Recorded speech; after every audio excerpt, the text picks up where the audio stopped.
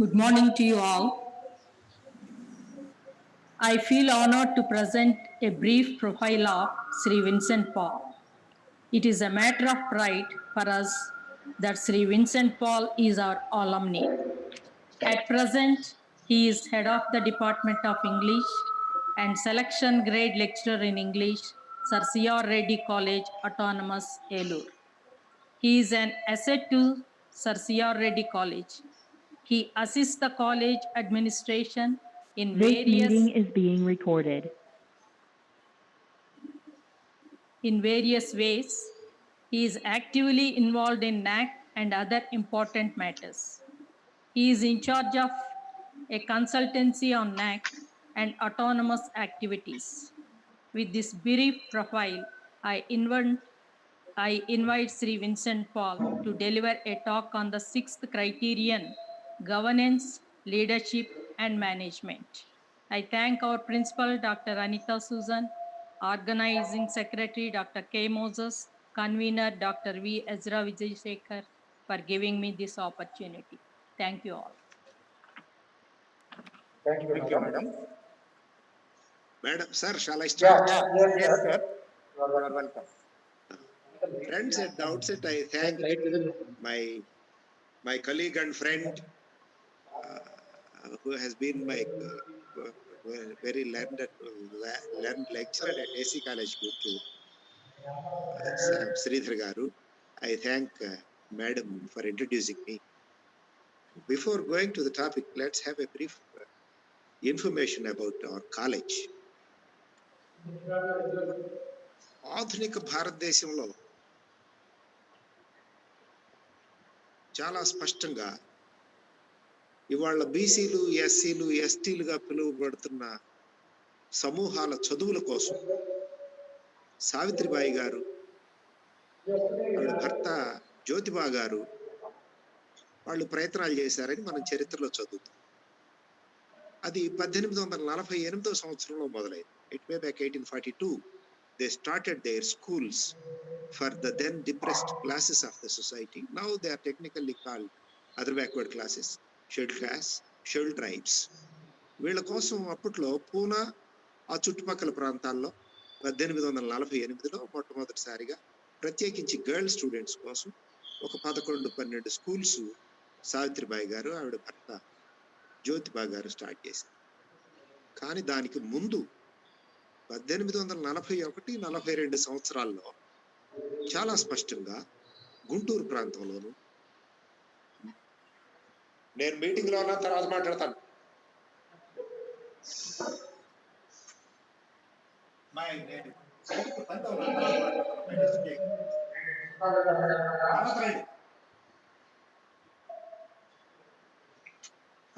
I'm sorry for the inconvenience. 1841-42 ప్రాంతాల్లో గుంటూరు, మచిలీపట్నం ప్రాంతాల్లో, ముఖ్యంగా గుంటూరులో ఒక స్కూల్ ప్రారంభించబడింది. అది Christian machineries, Protestant Christian machineries చేత. దీనికి బాధ్యులు ఎవరంటే ఫాదర్ హైయర్. ఆయన పేరు మీద మనకు ఇప్పటి వరకు హాస్టల్ కూడా ఉంది, ఏసీ కాలేజ్.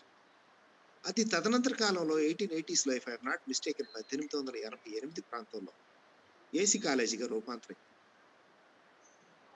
సరే, ఈ కాలేజీ చాలా మంది పూర్వ విద్యార్థులు, మేడం గారు చెప్పారు కదా, అలుమ్నాయి, అందరికీ తెలిసిన పేర్లు ఎన్టీ రామారావు లాంటి వారు, కొంగర జగ్గయ్య లాంటి వారు, లేకపోతే శోభన్ బాబు లాంటి వారు, వీళ్ళంతా ఏసీ కాలేజీ చదివి, మేము కూడా ఆ కాలేజీ చదువుకున్న వాళ్ళు.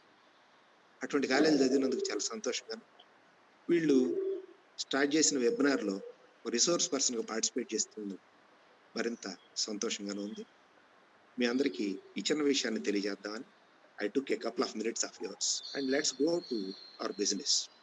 As it is already introduced, Criterion 6, Governance, Leadership and Management. Technical ga manam dinni GLM 100 and GLM 100, Governance, Leadership, Management. For this, NAAC has earmarked 100 points. ఒక 100 points. ఈ 100 points గాను ఈ క్రైటీరియన్ లో ఒక 5 కీ ఇండికేటర్స్. కీ ఇండికేటర్స్ అంటే ఏం confuse అవ్వద్దు, side headings లాంటివి. We have 5 key indicators. One is institutional vision and leadership, for which 10 points are earmarked. First one is institutional vision and leadership for 10 points. Second one, strategy development and deployment. Strategy development and deployment. Development and deployment of strategy. రెండవది దానికోసం ఒక 10 points. Third one, faculty empowerment strategies. Strategies that are being followed by the institution in empowering the faculty, for which we have 30 points earmarked. Fourth one is financial management and resource mobilization. Financial management and resource mobilization, for which we have 20 points. Internal quality assurance system, IQAS we call it. Generally, this is held by the cell of internal quality assurance, for which 30 points. These 5 are the key indicators, and the total makes 100. And let's go to the introductory particulars. This GLM 100, it has 14 metrics. Metric అంటే ఏం లేదండి, మీ అందరికి తెలిసిన విషయమే, already 4-5 రోజుల్లో చెప్పే ఉంటారు. Metric is a question. It's a question to sir. Are you sharing the screen, sir? Madam, Are you sharing the PPT, sir? No PowerPoint, madam. Okay, sir. In this Criterion 6, GLM 100, we have 14 metrics. Metric is nothing but to measure our performance. It's a question to measure our performance. The performance in measure చేయడం కోసం ఒక 14 metrics పెట్టారు. These metrics are divided into 2. First one is qualitative metrics. Second one is quantitative metrics. Qualitative metrics, as you all know, they are intangible aspects. Qualitative metrics are tangible aspects. Qualitative metrics, they are while answering this metric, we make a description. They are description nature, and while answering these questions, we have to keep in mind the word limit. 500 పదాలు అయితే 500, 1000 అయితే 1000, లేదు 5000 పదాలు. ఇట్లాగా ప్రతి qualitative metric కూడా word limit ఉంటుంది. While answering this qualitative metric, we have to confine ourselves to the word limit. And about quantitative metrics is nothing but giving information by means of data. మనం మామూలుగా మాట్లాడుకుంటే information అంటాము, computer రూపంలో ఇస్తే data అంటాము. Data ఇచ్చేప్పుడు కంప్యూటర్లో ఇస్తూ ఉంటాం కాబట్టి అది చాలా ప్రిసైజ్ గా ఉంటుంది. I need not explain it. Qualitative metrics are generally they are scrutinised by peer team వాళ్ళు చూస్తారు. పీర్ టీమ్ విజిట్ ఒక 2-3 రోజులు ఉంటుంది. 2 నుంచి 5 ఎక్స్పర్ట్స్ విజిట్ చేస్తారు. వాళ్ళు పీర్ టీమ్ విజిట్ వాళ్ళు now they scrutinise all the intangible aspects. అంటే మనకు మనం ఎస్ఎస్ఆర్ ప్రిపేర్ చేసేటప్పుడు ప్రత్యేకించి అఫిలియేటెడ్ కాలేజెస్ వాళ్ళని మనము ఎస్ఎస్ఆర్ ప్రిపేర్ చేసేటప్పుడు we answer 35 qualitative metrics. ఈ 35 క్వాలిటేటివ్ మెట్రిక్స్ లోను 8 ఇక్కడ మనకు ఉన్నాయి. వాటిని గురించి మనం ముందు చూద్దాం, తర్వాత క్వాలిటేటివ్ మెట్రిక్స్ వైపు చూద్దాం. సరే, క్వాంటిటేటివ్ మెట్రిక్స్ మనం చూసాము. They are subjected to DVV, the process of DVV, data validation and verification, అది ప్రాసెస్, అది చూద్దాము. And before that let's have some more introduction. మనం ఇప్పుడు అనుకున్నట్లుగా all the qualitative metrics they have to be answered. మనం అనుకున్నాం కదా 35, ఇక్కడ ఉన్నటువంటి ఈ క్రైటీరియన్ లో ఉన్న 8 ఈ క్వాలిటేటివ్ మెట్రిక్స్ అన్నిటికీ ఆన్సర్స్ చెప్పాలి. కాబట్టి వీటిని మనం ఏమంటామంటే essential metrics. All the 35 qualitative metrics across the SSR, and particularly these 8 qualitative metrics in Criterion 6, they have to be essentially answered. That's why we call them essential metrics. ఇక 8 పోతే మిగిలినవి remaining 6 metrics, వీటిని quantitative metrics అంటాం. DVV process లో quantitative metrics.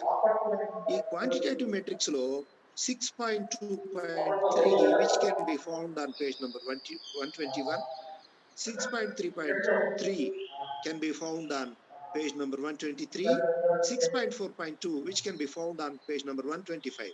I repeat, 6.2.3 page 121, 6.3.3 page 123, 6.4.2 page 125.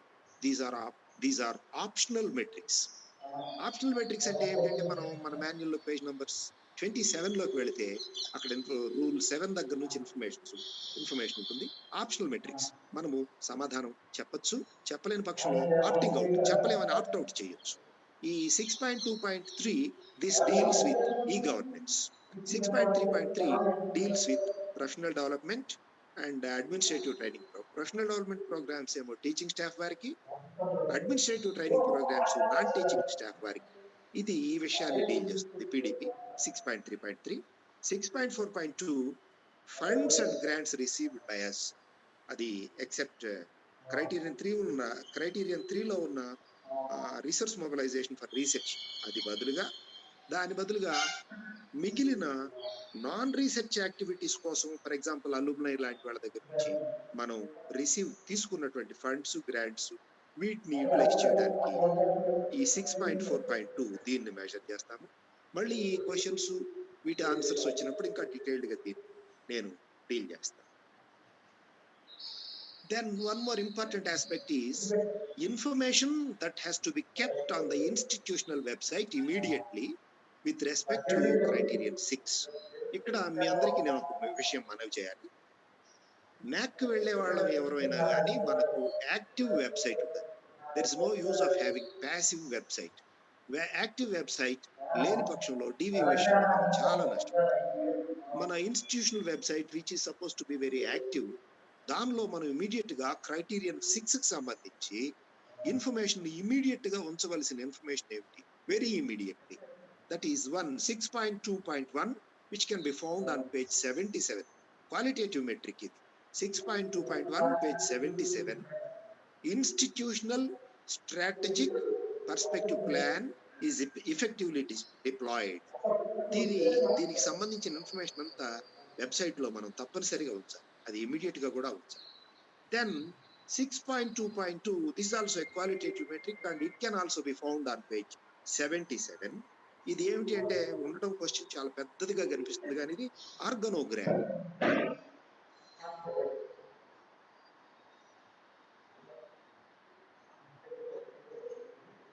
Organisation గా మన organisation చేస్తుంది.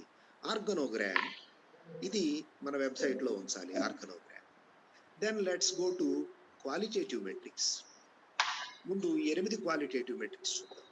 First one 6.1.1 6.1.1 page number 76. అది ఒకసారి చదువుతాను మీ అందరి కోసం. The governance of the institution is reflective of and in tune with the vision and mission of the institution. The governance of the institution is reflective of and in tune with the vision and mission of the institution. ఇది ఒక 500 పదాల్లో మనం description ఇవ్వాలి. ఇచ్చేప్పుడు ప్రీరిక్విజిట్ conditions ఏమిటంటే vision statement of the institution and the mission statement of the institution. ఇవి తప్పనిసరిగా మనం మన వెబ్సైట్ లో పెట్టాలి. అట్లాగే ఫిజికల్ గా కాలేజ్ క్యాంపస్ లో by the time of entering the main gate, ఆ గేట్ కట్టు పక్కన ఇటు పక్కన విజన్ స్టేట్మెంట్ ఇవి సహజంగా కాలేజెస్ లో మనం డిస్ప్లే చేస్తూ ఉంటాం. At the same time web లో కూడా. Then how is the higher education institution, that means our college, is governed, the nature of governance of the college and the perspective plans it has. మనము institution ని run చేసే క్రమంలో మనకి ఉన్నటువంటి perspective plans ఏమిటి. ఆ తర్వాత ఇంకొక ఆస్పెక్ట్ ఏమిటంటే participation of the teachers in the decision making bodies. కాలేజీలో రకరకాల డెసిషన్ మేకింగ్ బాడీస్, వీటిల్లో టీచర్ పార్టిసిపేషన్. ఈ 4 విషయాలని టచ్ చేస్తూ 500 పదాలు రాయాలి. విజన్ మిషన్ మీకు ఆల్రెడీ నేను తెలియజేశాను. పర్స్పెక్టివ్ ప్లాన్స్ ఏమిటి, ఇది కొంచెం కన్ఫ్యూజింగ్ గా ఉంటుంది. కాలేజీని రన్ చేసే క్రమంలో మనకుండే పర్స్పెక్టివ్ ప్లాన్స్ ఏమిటి, 1-2 ఎగ్జాంపుల్స్ మీకు చెప్తాను. For example academic perspective plans academic ఏమిటి మనందరం తయారు చేస్తాం. యాన్యువల్ అకాడమిక్ ప్లాన్ ఇండివిజువల్ గా తయారు చేస్తాం. ఇండివిజువల్స్ అందరూ తయారు చేసిన తర్వాత కలెక్టివ్ గా డిపార్ట్మెంటల్ యాన్యువల్ అకాడమిక్ ప్లాన్ తయారు చేస్తాం. And after the preparation of the annual academic plan of the department, all the departmental annual academic plans are piled up and the institutional annual academic plan తయారు చేస్తాం. ఇది ఒక perspective plan. ఒక academic ఇయర్లో ఎన్ని semesters? 1, 3, 5 semesters, 2, 4, 6 semesters. వీటిని ఎలా run చేస్తాం? కాలేజ్ రీఓపెనింగ్ డేట్ ఏమిటి, క్లోజింగ్ డేట్ ఏమిటి, ఎగ్జామినేషన్ డేట్స్ ఏమిటి, సెలవులు ఎప్పుడు ఉన్నాయి, ఇవన్నీ ఇన్కార్పొరేట్ చేస్తూ మనము యాన్యువల్ అకాడమిక్ ప్లాన్ తయారు చేస్తాం. ఎగ్జామినేషన్స్ వాళ్ళు స్పష్టంగా వాళ్ళు కూడా చెప్తారు.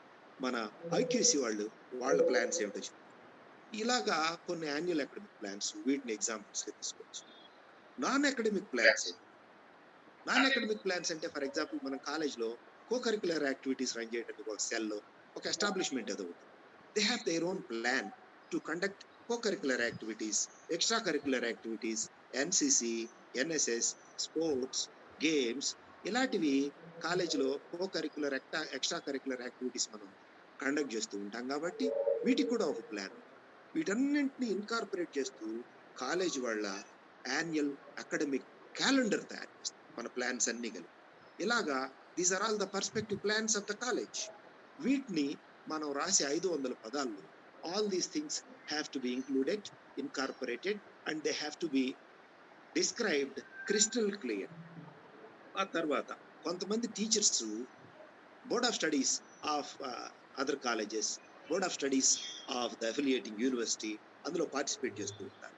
అలాగే అకాడమిక్ కౌన్సిల్ మీటింగ్స్ లో పార్టిసిపేట్ చేస్తూ ఉంటారు. రకరకాల సెల్స్ లో అకాడమిక్ యాక్టివిటీస్ లో, co-curricular, extra curricular academic activities లో పార్టిసిపేట్ చేస్తూ ఉంటారు. ఇవి కూడా స్పష్టంగా తెలియజేస్తూ 500 పదాల్లో చాలా స్పష్టంగా గవర్నెన్స్ ఆఫ్ ద ఇన్స్టిట్యూషన్, దీన్ని మనం 500 పదాల్లో చెప్పవలసి ఉంటుంది. దీనికి ఆధారం ఏంటంటే ఇంట్రడక్టరీ పార్ట్ లోనే చెప్తాం. We govern the college in tune with the vision and the mission of the college అని చెప్తాం. This is all about 6.1.1 that can be found on page number 76. And the next one is on the same, I'm sorry, next one is 6.1.2. 6.1.2 ఇదేమిటి? The effective leadership is visible in various institutional practices. మళ్ళీ చెప్తున్నాను, effective leadership is visible in various institutional practices అని దానికి example చెప్తున్నాడు. ఏమని? such as decentralization. Decentralization మనందరికీ తెలుసు. Decentralization is a democratic process. Decentralization ఏమిటి అంటే కాలేజ్ని మనం డెమోక్రటిక్ గా నడుపుతున్నాము అని చెప్పడం కోసం it is a process. Participative management వాళ్ళు చాలా యాక్టివ్గా college management, day to day management లో పార్టిసిపేట్ చేస్తూ ఉంటారు అని మనం చెప్తాం. ఈ రెండు విషయాల్ని the effective leadership is visible in various institutional practices such as decentralisation and participative management. ఒక 5 పాయింట్స్. దీనికి ఇది కాలేజీలో ఉన్న యాక్టివిటీ అంతా డిస్క్రైబ్ చేస్తే మనకున్న స్పేస్ సరిపోదు. అందుకని వాడు ఏమంటాడంటే describe a case study showing decentralisation. మన కాలేజీలో ఉన్న పార్టిసిపేటివ్ మేనేజ్మెంట్, డీసెంట్రలైజేషన్, వీటన్నిటిని ఎగ్జాంప్లిఫై చేస్తూ ఒక కేస్ స్టడీ మాట్లాడు. ఏమి తీసుకోవాలి? This is a problem. ఏమి తీసుకోవాలని క్వశ్చన్ వచ్చినప్పుడు మొదటి విషయం మనం అనుకున్నట్టుగా decentralisation for democratisation, participative management, వీటిని మాట్లాడేటప్పుడు కొన్ని విషయాలు గుర్తుపెట్టుకోవాలి. మన NAAC మాన్యువల్ పేజ్ నెంబర్ 9లో స్టేక్ హోల్డర్స్ అంటే ఏం లేదు, వాటాదారు. ఈ స్టేక్ హోల్డర్స్ ని 2గా విడదీస్తాం. ఎట్లాగా? Management, faculty, administrative staff, students. Management, faculty, administrative staff, students, వీళ్ళంతా కూడా on campus stake holders, rather active stake holders. ప్రతిరోజు కాలేజ్ క్యాంపస్ లో వీళ్ళ presence, we feel the presence of all these 4 types of stakeholders. I repeat, management is the first stakeholder, faculty is the second one, third one is administrative staff, fourth one is students. ఇకపోతే of the campus stakeholders ఎవరంటే parents, alumni, employers and community. 8 రకాల stake holders ఉంటారు. ఈ 8 రకాల stake holders లో ఇక్కడ reference ఏమిటంటే participative management. ఇక్కడ మనం అనుకుంటున్నాం decisions that are made, participative management ఇది ఎగ్జాంప్లిఫై చేయడానికి, యాక్టివ్ మేనేజ్మెంట్ అని చెప్పడానికి, డెసిషన్ మేకింగ్ చాలా డెమోక్రాటిక్ గా ఉంటుందని చెప్పడానికి ఒక కేస్ స్టడీ తీసుకోవాలి.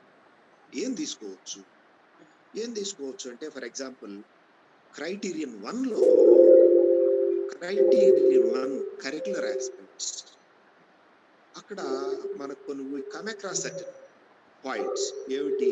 Student council, preparation of annual academic calendar of the institution, delivery of curriculum, board of studies, examinations, add-on certificate diploma courses, CBCS, ఇలాంటివన్నీ all these things are related to curricular aspects. దీనిలో ఒక case study తీసుకోవచ్చు. లేదు, funds or grants for research, ఇది criterion 3 లో వస్తుంది.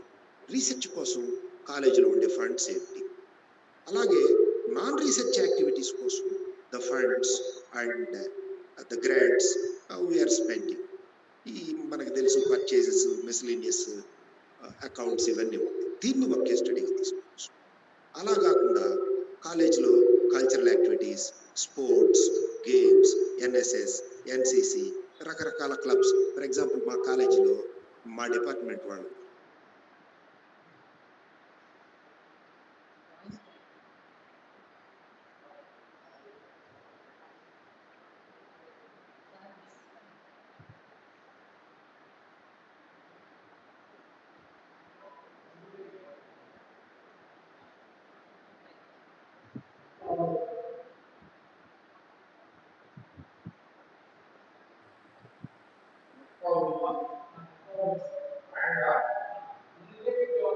the sake of this 6.1.2, we have to take a case study, and when giving several examples for the case study. The third one is cultural activities in the college, sports, games, NSS, NCC, clubs, associations.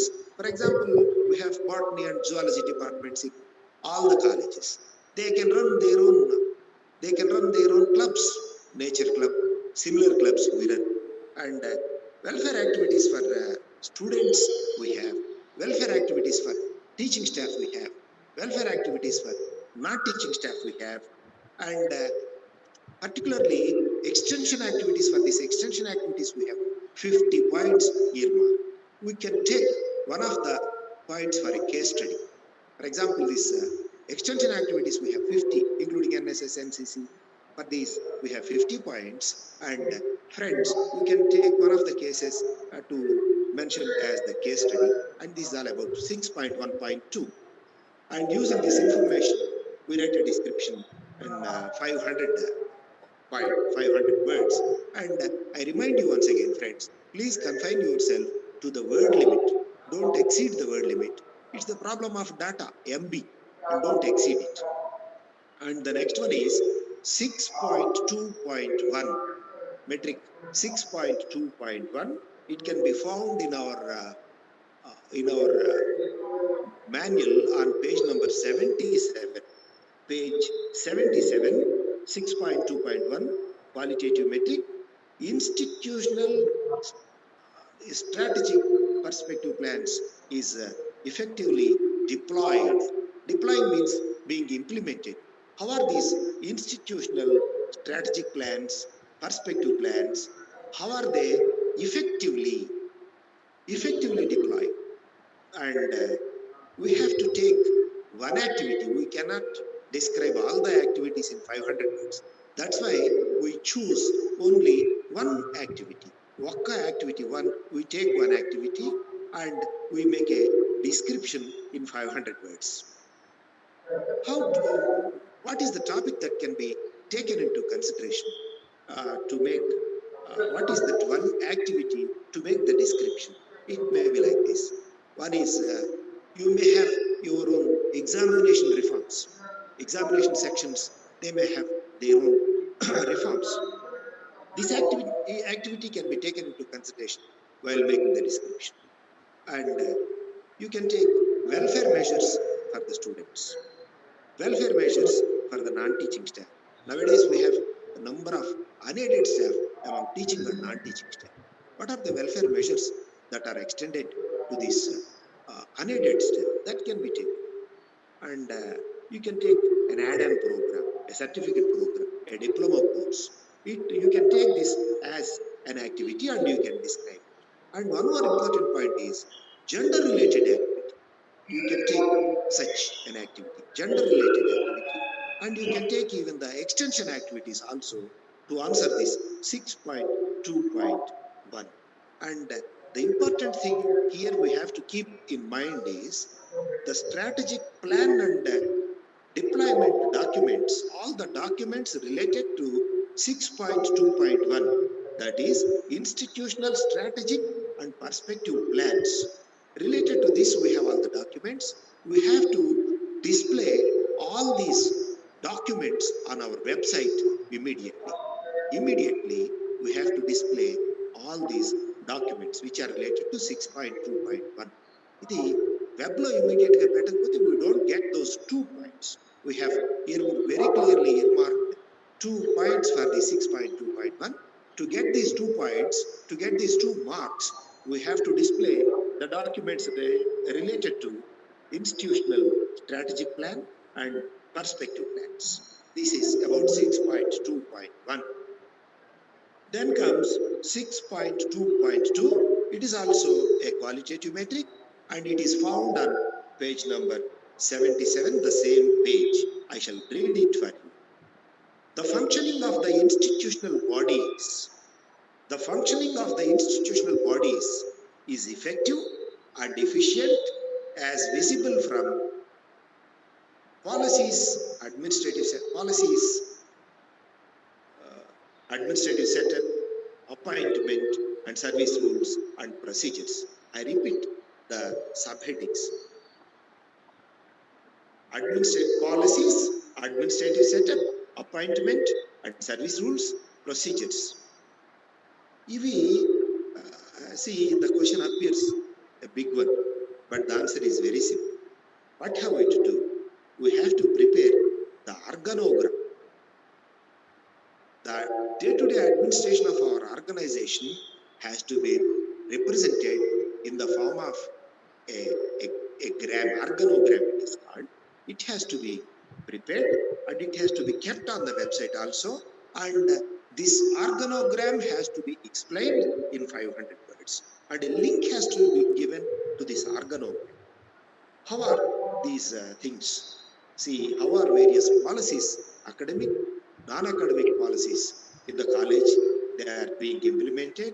How is the administrative setup facilitates the day-to-day activity of the college? And how are the appointments in the college? Teaching staff, appointments of teaching staff, appointments of non-teaching staff, following the government rules. How are the appointments made? And what are the service rules meant for these teaching and non-teaching staff? And what are the procedures we follow in the day-to-day administration of the college? All these things have to be described. They have to be represented in an organogram, and a link on the web has to be given for this organogram, friends. This is about 6.2.2 on, it is also a qualitative metric on page number 77. Next, you please go to page 78. Page 78. And the qualitative metric, it is numbered 6.3.1. I read it. The institution has effective welfare measures for teaching and non-teaching staff. Effective welfare measures for teaching staff and non-teaching staff. Just now I have submitted to you. We have two types of staff nowadays. One is aided staff and the other is unaided staff. In both the streams, in teaching and non-teaching also, we find these two types. Particularly non-teaching and teaching unaided staff, they are being paid less. And what are the welfare measures rendered, offered by the college? They have to be described in 500 words. And we have to give a list of, we have to prepare a list and we have to give it to the NAAC, and it has to be incorporated in the answer also. And what are the side headings that can be, what are the subheadings that can be used in preparing this description of 500 words? Point number one, many of the colleges are running cooperative societies for teaching staff, cooperative societies for non-teaching staff. Once, if it is the case of a cooperative society, it has to be registered with the government. Registered cooperative society for the teaching staff, and one more registered cooperative society for the non-teaching staff, particularly for the unaided staff. We have to inevitably must run cooperative societies. This is the first one. Second type of supporting the teaching staff, it is paying subscription for various bodies and various associations, various societies. Being teachers, we have several academic and non-academic bodies, societies, associations, and we are members in those associations and bodies. The subscription has to be paid. The membership fee has to be paid by the institution, and it has to be year-wise for all the 5 years. Year-wise, it has to be shown while making the description. And generally, we are being paid the travel allowances and other allowances and other expenditures while participating physically in seminars, workshops at far-off places.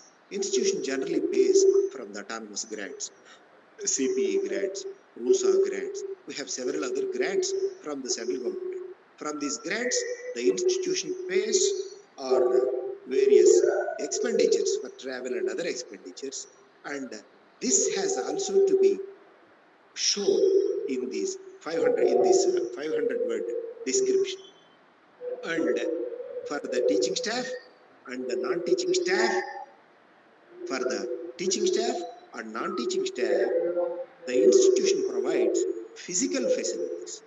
These physical facilities, they have to be vividly described, and we can place certain photographs, geotagged photographs and geotagged videos also on our website. That's how we have to prepare a 500 word description. And the last point and the most important point, it is what are the facilities for women staff, teaching staff and non-teaching staff. What are the facilities provided for women staff? This has also to be shown while answering this 6.3.1.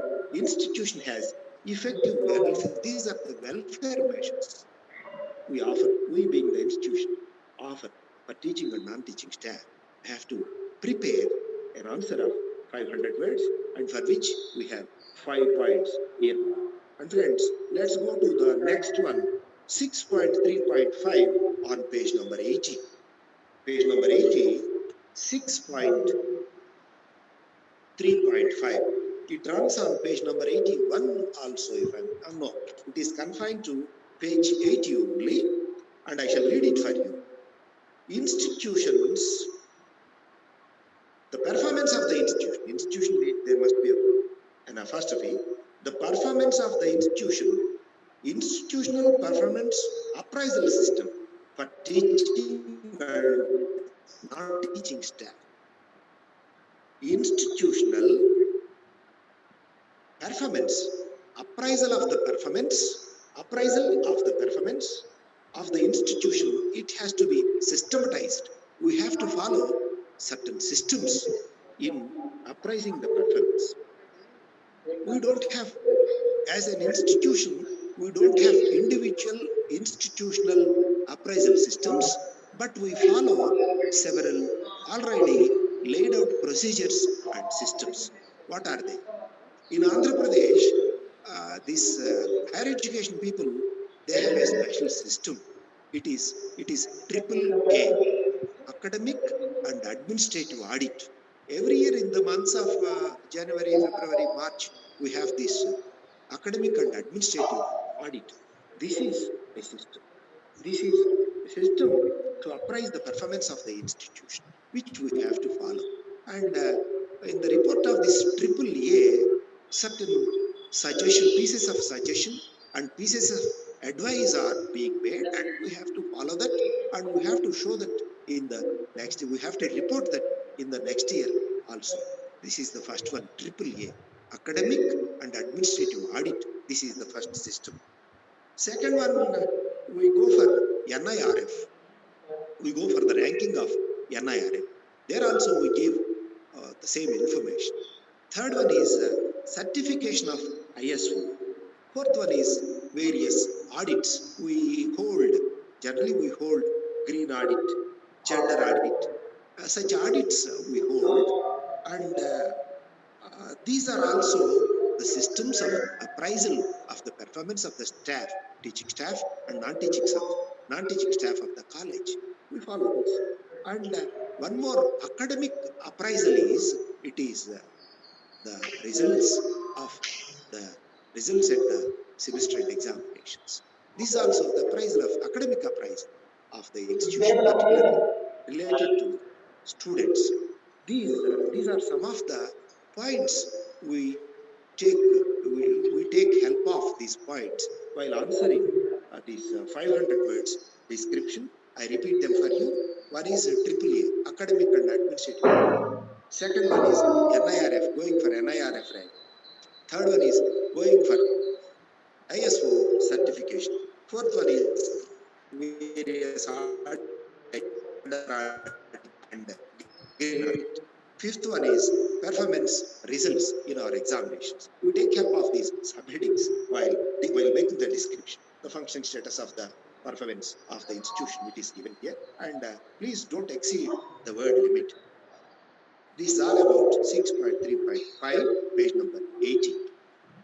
Next one is 6.4.1, page number 81. This is also a qualitative metric. 6.4.1 is a qualitative metric on page number 81. I shall read it for you. Institution conducts internal and external financial audits regularly. Generally, this is done by the office staff, and we don't bother being teachers. Generally, we don't bother about this internal and external financial audits. Generally, the IQAC coordinator, the principal, and the vice principal, they take care of these two types of audits, internal audit and external audit.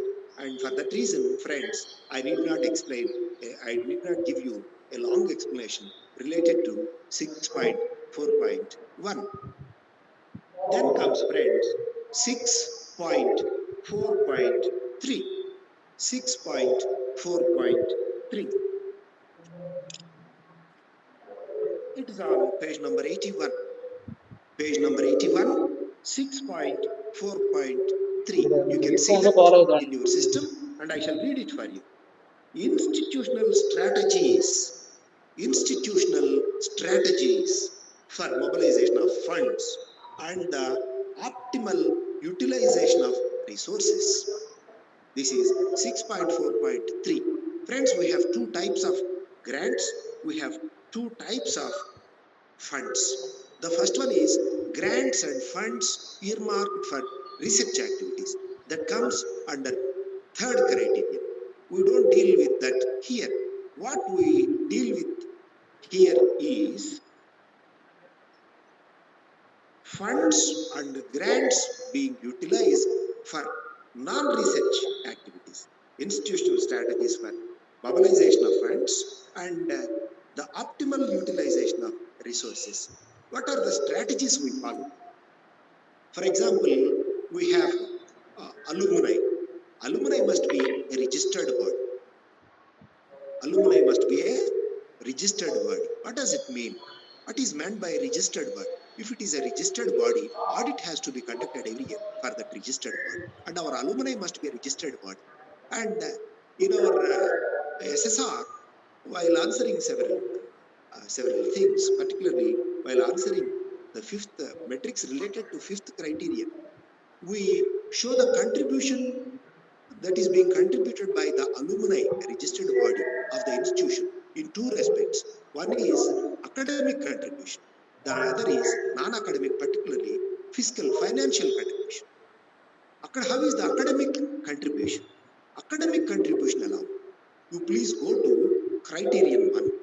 Criterion 1. 1.4.2, Criterion 1.4.2. There we find a metric. It shows alumni, they give their feedback to redesign, tailor, retailor, or academic activities, particularly, and the curriculum and syllabi and other things. That is the academic contribution of alumni and the financial contribution. And this financial contribution may be earmarked for our various activities being undertaken in the institution. And the funds and grants we get, how are they utilized? Optimal utilization of resources. How do we make use of these funds? Cent percent during an academic year. During an academic year, all the funds and grants we are being given, we are being granted, they have to be made use of 10%.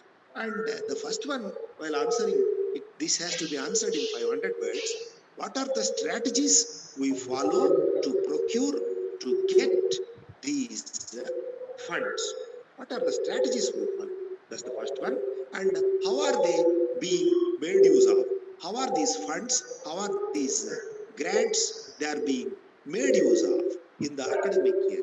These two things has to be very clearly, if necessary, a statement, year-wise statement also has to be presented in linked documents. Year-wise statement has to be prepared. And two more things we have, friends. And 6.5.1 on page 82, 6.5.2 on 82. These are also qualitative metrics, but I come to these two descriptive qualitative metrics at the end of this lecture. And before that, friends, let me go to qualitative metrics. Qualitative metrics we give, while answering these qualitative metrics, we give information by means of using our system, and it is measured by means of the process of DVV, data validation and verification. We give the information, and giving information through the computer is called giving data. We give data sometimes year-wise, we give data sometimes for 5 years. And among them, the first one is 6.4.2. It is 6.2.3. I repeat the number, please. 6.2.3. 6.2.3. Implementation of e-governance in areas of operation. 6.2.3 on page number 77. It is already displayed. It is related to e-governance. And e-governance, it is very clearly given in 4 respects. E-governance in administration, e-governance in finance and accounts, e-governance in student admissions and student support, e-governance in examination. These 4 things. If we implement, if we take help of e-governance in all these 4 fields, we get all the 4 points. If we implement in respect of only one, we get only 2. That's how, if we get this help of e-governance in all 4 respects, we get 4 points. And while answering, we have to give data in the form of data template, institutional data we call it. This data template can be found on page number 146 of our SSR manual. Page number 146, there we find the data template which helps us. This is a type of tutorial. This is a type of help we get. MTA 6.2.3, while answering this 6.2.3, we have to follow the guidance. We have to follow the guidance given by NAAC people, and it is called data template. It can be found on page number 146. Next comes 6.3.2. 6.3.2 on page number 87. 6.3.2, page number 87. Average percentage of teachers provided with financial support to attend conferences, workshops, and towards membership fee of professional bodies during the last 5 years. And we have to give this data year-wise. Year-wise datum has to be prepared, and using a sigma, we give all the 5 years. And while answering this, we can find the data template. We can find the template on the same page, page number 146. We can find the data template on page number 146. Generally, office people, administrative staff, generally do this. Hence, this is related to a financial activity of the college. This is generally answered by the office staff manager and his clerk and assisting in financial accounts. This is prepared by office staff. This is 6.3.2. Then comes, friends, 6.3.3. 6.3.3. 6.3.3 on page number 79. Page number 79, this is a quantitative metric. This is also an optional metric. The previous one, I'm sorry friends, the previous one, 6.2.3 on page number 6.2.3 on page number 78, 77, 6.2.3. You please make a note that this is an optional metric. You have every option of whether answering this metric or not. If you opt out, you can simply opt it out. Similar to the 6.2.3, this 6.3.3 on page number 79, this is also an optional metric. You choose whether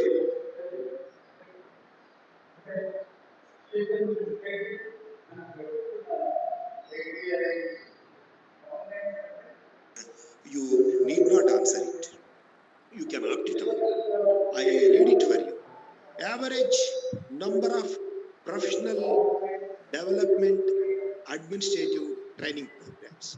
The first one is professional development programs. It is meant for teaching staff. Second one is administrative training programs. It is meant for non-teaching staff. And during the last 5 years, how many of these programs for teaching staff and the non-teaching staff, they are implemented, they are undertaken by the institution? How many of them are held?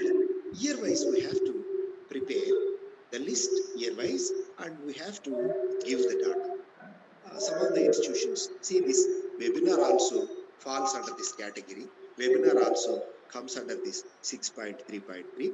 This is a development, this is a professional development program, of course, online professional development program. You can categorize it like this, and year-wise we have to prepare the data. Next comes 6.3.4 on page number 80. 6.3.4 on page number 80. I read it for you. Average percentage of teachers undergoing online, face-to-face faculty development programs during the last 5 years. This also the same thing. Here comes the number of average percentage of teachers. Number of teachers, out of the number of teachers, the percentage is made. How many of the teachers are participating on one online programs, physical, second one physical, face-to-face programs, faculty development programs. How many? See, to keep in tune with the things going around us, to keep in tune with the various things, particularly NAAC and autonomy, we have to undergo various training programs, non-academic. And academic also we undergo.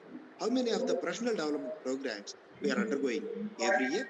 This we have to give year-wise data, and making use of a sigma, we give the data of all the 5 years. This is 6.3.4.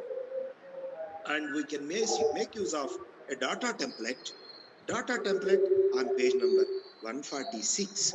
Data template you can find on page number 146. And friends, let's go to 6.4.2. 6.4.2. This is also an optional metric. If you have the answer, you can answer. If you don't have the answer, you can opt out. What is it? Funds, oblique, grants. Funds or grants received from non-government bodies, individuals, philanthropists during the last 5 years.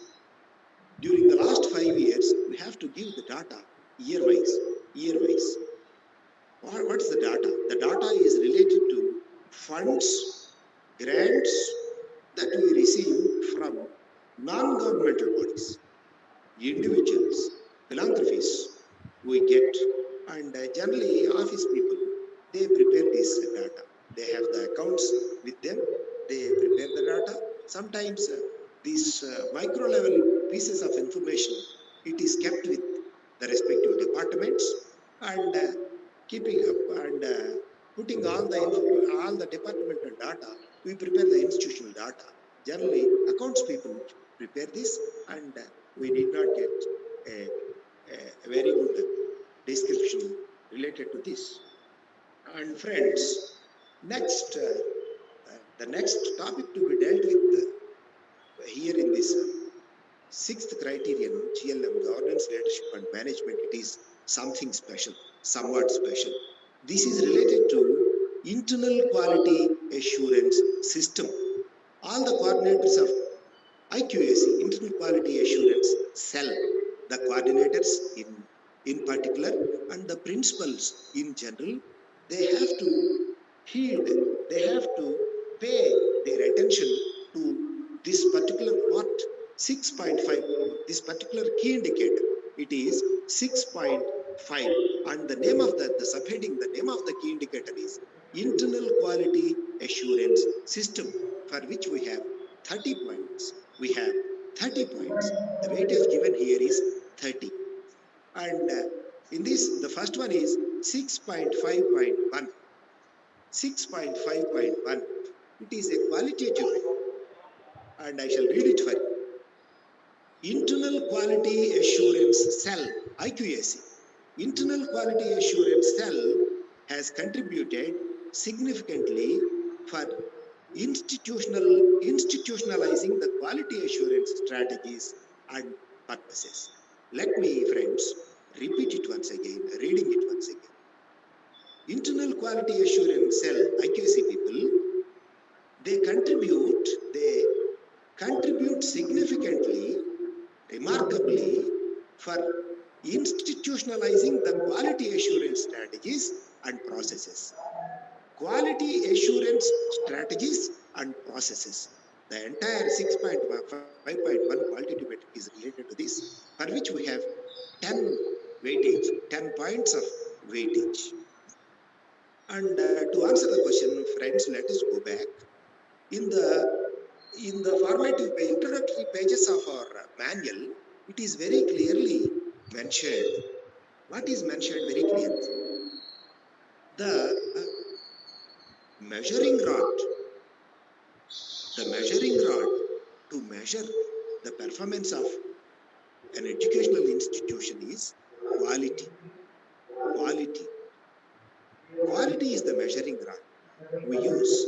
So this quality, this has to be, qualitative practices have to be initiated at a level, initiated at a certain point.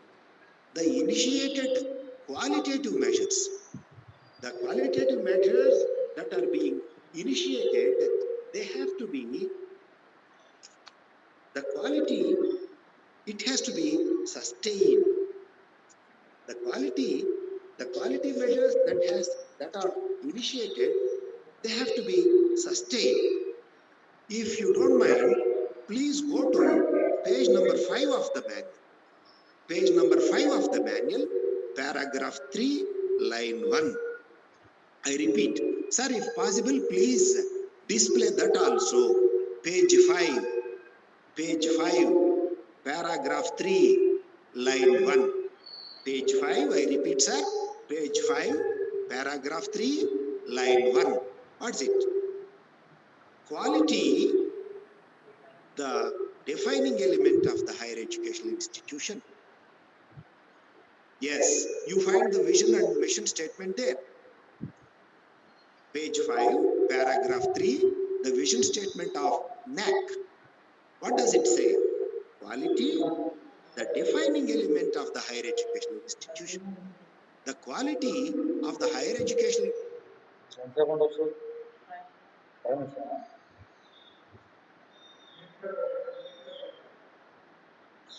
qualitative measures. Here also it is repeated in 6.5.1.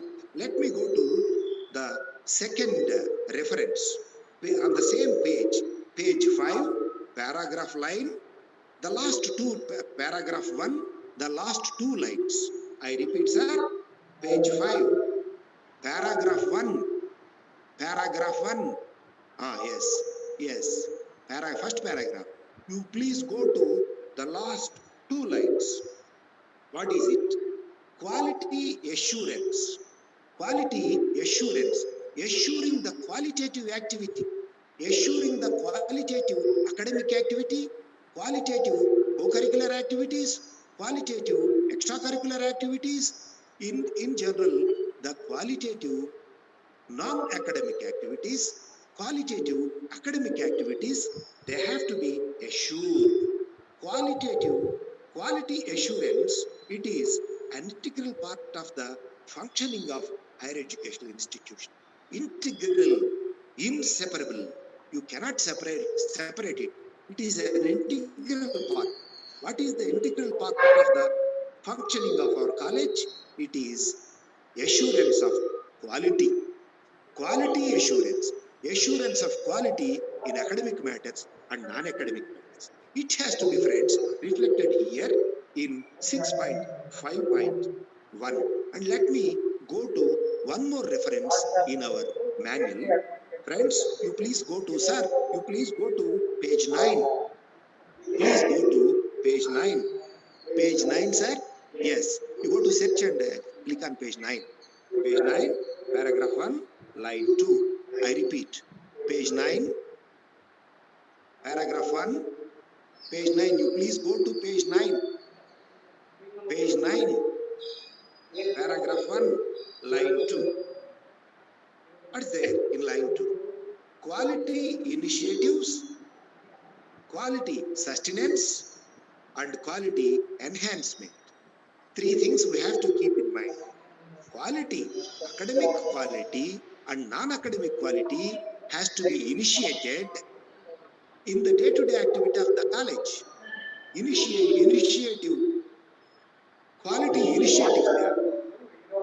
And the quality that is being initiated, it has to be sustained over a period of time. Initiate the quality that is initiated somewhere, at some point, it has to be sustained. We should not go down in keeping the quality. And the third one is the sustained quality over a period of these 5 years. The quality that is sustained, it has to be enhanced. The graph should go up. It is in page 5. And friends, all these references on page 5 and page 9. Page 5 paragraph 3, page 5 paragraph 1, page 9 paragraph 1. All these references, they are related to this 6.5.1 qualitative metric on page number 82. I shall read it once again for you, friends. IQAC, internal quality cell, those people, they contribute significantly, remarkably, very significantly, they contribute for institutionalizing, making an integral part of the day-to-day activity of the institution. It is institutionalization. What have we to institutionalize? Quality assurance strategies. And here, we cannot go on describing each and every practice of the institution. We don't have that much of space here. You take two practices. I request all the IQAC coordinators to pay your attention here.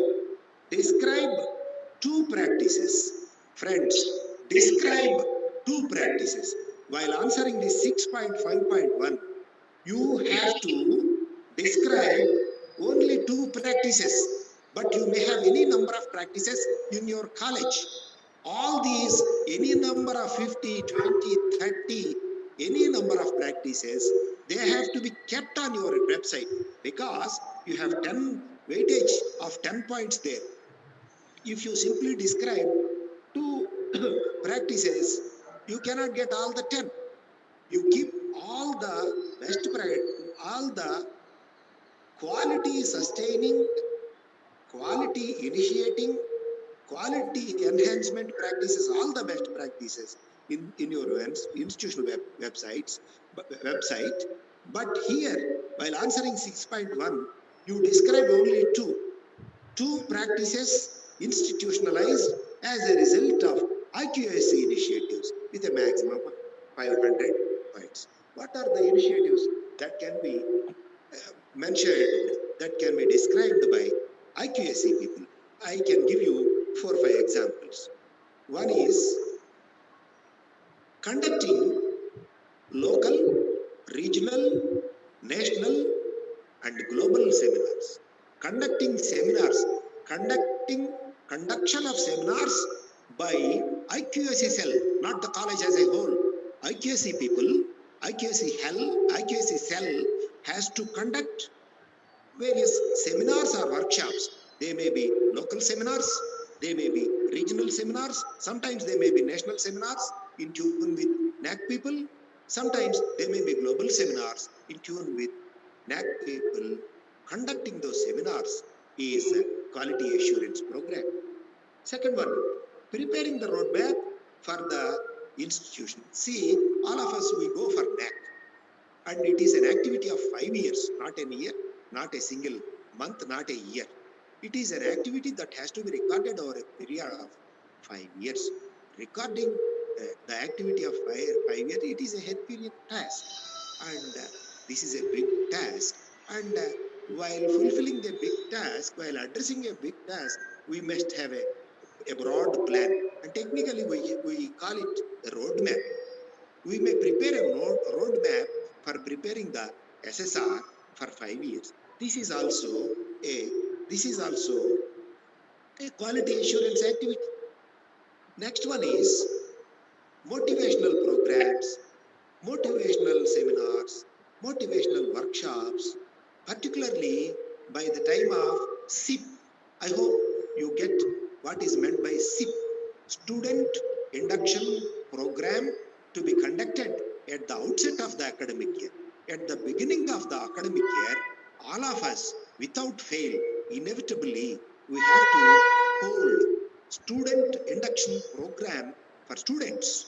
And as a part of the student induction program, IQAC people may conduct workshop, they may conduct a program, they may conduct a seminar for students which are motivational by nature. This is the contribution of IQAC for SIP. One more, IQAC people are supposed to take lead. They have to take lead while the institution undergoes AAA, academic and administrative audit. While we are undergoing this academic administrative audit, IQAC people have to take initiative and they have to assist in every respect. And in going for ISO certification also, IQAC people have to take initiative. And one more important thing, all of us, we participate in NIRF. Of course, we may have a convener or we may have an individual who is in charge of this NIRF, but IQAC people have to take lead while going for this certification, NIRF, AAA. This is also a quality assurance activity. This is preparing plans is part of quality assurance strategy. And updating our web. We must have an updated web. In web, we call it web intact. Web which is live. IQAC people must be very active in keeping the website of our higher education institution active. This is also a quality assurance strategy. And IQAC people, they can in tune with the alumni association. See, sometimes alumni people, they undertake various activities, and in collaboration with alumni people, IQAC, they plan the activities that have to be undertaken by alumni. They generally in tune in hand in hand with the alumni, they conduct various programs, and this is also a part of IQAC people initiating, assuring quality strategies. We can, these are 4 or 5 examples. I repeat them for you, IQAC coordinators, conducting various seminars and workshops at local, regional, national, and global levels, preparing the roadmap for the preparation of NAAC, motivational seminars and workshops, various programs, particularly while taking part in student induction program. In short, we call it SIM. Next one, taking lead in AAA, academic and administrative audit, ISO certification, NIRF, updating, keeping the website update, and working together with alumni. These are the several examples to answer this qualitative metric 6.5.1, for which we must get all the 10 out of 10. If you take help of all these things, you get here all the 10 out of 10. And the next one that has to be undertaken by this IQAC people, it is qualitative metric number 6.5.2. It can be found on page number 82. Page number 82, 6.5.2, qualitative metric. I shall read it for you, friends. The institution reviews its teaching learning process.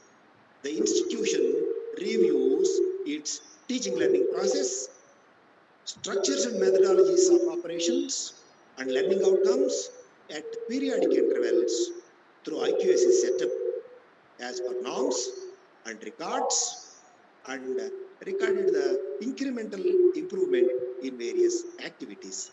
Here, friends, in a clear way, we get the hints.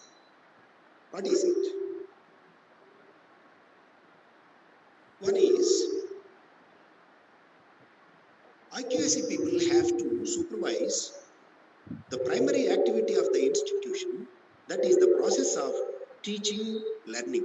The activity of teaching learning. Teaching from teacher side, learning from the taught side. Teacher from the teacher side, and learning from the taught side. It is a singular activity, not 2 activities. Teaching from our side and getting taught from the student side. This has to be as per the annual academic plan.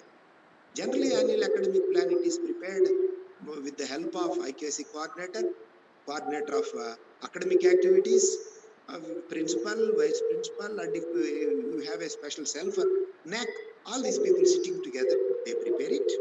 And IQAC people, they have to supervise how this teaching learning process in tune with the NAAC, in tune with the autonomy, it is being undertaken. And the next one is structures and methodologies of operations. We have various academic operations, non-academic operations. How are they? See, at the outset of the academic year, we prepare a plan. Whether this timetable, let's call it, because we know very much about timetable, we understand it very easily. Whether we follow the timetable of the college, whether we follow the academic, non-academic timetable of our institution, whether we follow it or not, has to be scrupulously examined, and scrupulously it has to be followed, it has to be supervised by the IQAC people. And periodically through IQAC setup, norms recorded the incremental improvement. See, this IQAC people, they prepare their internal quality assurance report. In short, we call it IQAR, Internal Quality Assurance Report. while preparing this IQAR, we prepare it every year and we submit it nowadays online. Previously it was physically, but nowadays it is online, and we get a receipt also from them, we get acknowledgement from them. While preparing the IQAR also, we have to keep this in mind, and we have to describe two examples. We have several examples before us, being the IQAC coordinator, being the IQAC co-coordinator, being the principal of the college, being the vice principal of the college. We have several examples before us. But all these several examples we have to keep on our website. But two of the examples, they have to be described by these IQAC people. Examples of how the institution reviews, how the institution implements these teaching learning reforms and other reforms. And while answering, we should not follow the academic, the stipulation, the prescription of 500 words. And here also we get 10 points. If you can prepare this in effective way, you get all the 10 points here also. 10 points for the previous one, 6.5.1, and 10 points for this 6.5.2. We get the 20 out of 20% here. And next comes 6.5.3. Quality assurance initiatives of the institution. What are the quality assurance initiatives? We have already dealt with this in 6.5.1. Quality assurance strategies we dealt with in 6.5.1. Here it is quality assurance activities of the institution, and in that long list we can include, and in the manual itself on page number 82, it is already given. Yes, you can find it on the display also. First one, regular meeting of IQAC. Regular meeting of IQAC. For IQAC, we have a coordinator. If it is a big college, if it is a large college, sometimes we have a co-coordinator. Of course, this is supervised by the principal and the vice principal. It has a IQAC, internal quality assurance cell. It has a body also, it has a system also comprising of several lecturers. And this IQAC cell, it has to meet periodically. What does it mean? Periodically, it's a quite mischievous expression. At least 2 times, at least twice in a semester, IKC people, along with the coordinator, co-coordinator, principal, and other people who are responsible for this activity, they have to meet. They have to record the outcome of the meeting. They have to record the minutes. Preparation of minutes for IKC is quite important. While preparing the minutes, you have to keep in mind 4 things. What are the points proposed on the agenda of the meeting? That is one. What are the points that are kept on the agenda for the meeting of the IQAC? That is one. 2. So we keep some points. What is the reference of these points we can find in NAAC manual? What are the references to this agenda? What are the references to the points kept on the agenda? References. 2. 3. What is the actual discussion that is taken place? The discussion has to be recorded, online and offline also. Offline physical record is prepared by the IQAC coordinator. Online recording, you have to shoot it. Shooting is not only simple shooting, it is geotagged shooting. I hope all of you know what is meant by geotagged shooting. That clipping not exceeding 12 minutes, you have to keep it on your website. And actual discussion part, this is discussion part recorded, online, offline, shooting, sometimes geotagged photographs also. This is 3rd point. And 4th point, what are the resolutions finally made? 4th point, what are the resolutions made? And here comes the 5th point also. All the resolutions being made, they are implemented. This you have to keep in mind while answering all these 6.5.1, 6.5.2 and 6.5.3. Regular meeting of the internal quality assurance cell. This has to be recorded. And as I have submitted to you friends already, 1.4.2, 1.4.2. If you don't mind, friends, please go to page number 51 of the manual. Page number 51 of the manual. Sir, will you please go to page number 51 of the manual? Yes, sir.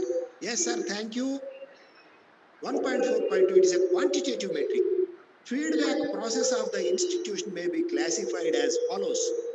And if you follow that procedure, you get there 10 points. 10 points, 10 points. How can you get the 10 points, all the 10 out of 10? If you opt for opt for A, feedback collected. In that A, the first point is you have to collect the feedback. B, the collected feedback has to be analyzed. You, in your college, you have to keep one individual in charge of this feedback. Feedback has to be collected by IQAC and one particular individual for this collection of feedback, one, and the collected feedback has to be analyzed, and after the analysis is made, after it is analyzed, certain action has to be taken. Action taken report we call it. And all the three activities have to be kept, feedback, all these three have to be made available on your website.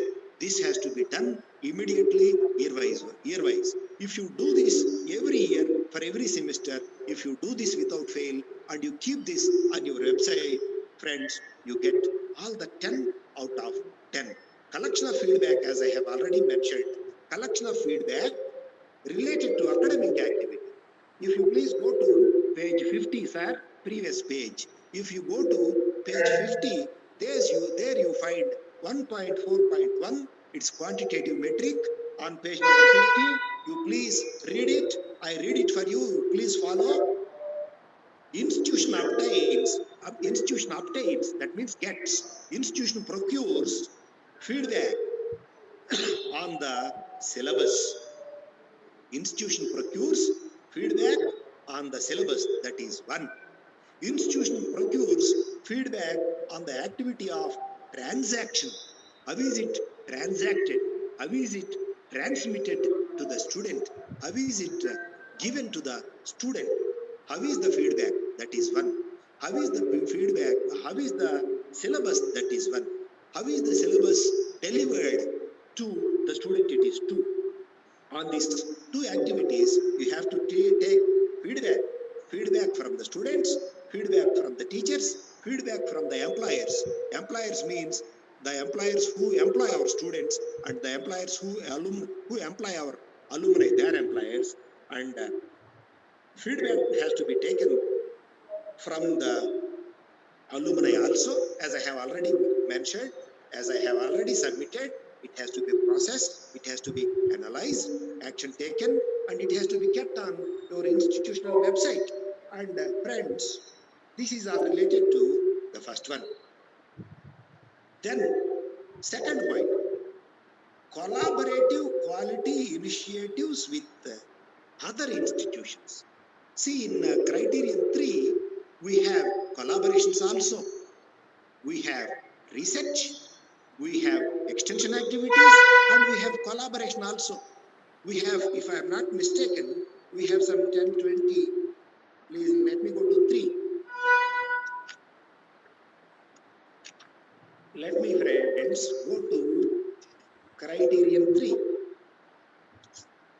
Yes.